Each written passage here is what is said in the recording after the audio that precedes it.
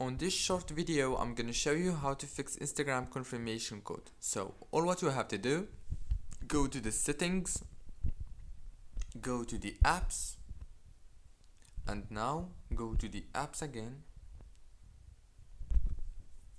and wait a few seconds until it show you this page right here.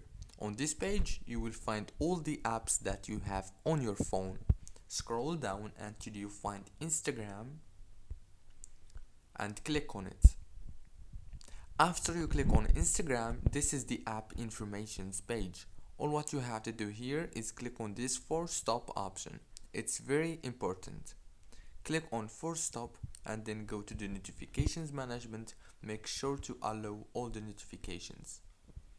And then go back, click on the permissions and make sure also to enable all the permissions. Go back, click on the data usage and make sure that the mobile data and the Wi-Fi are enabled. You can also make sure that the background data and the roaming data are enabled. Go back, click on the storage. Now this is the last step. Click on clear data and congratulations. Don't forget to like and subscribe, and thank you so much for watching this video until the very end.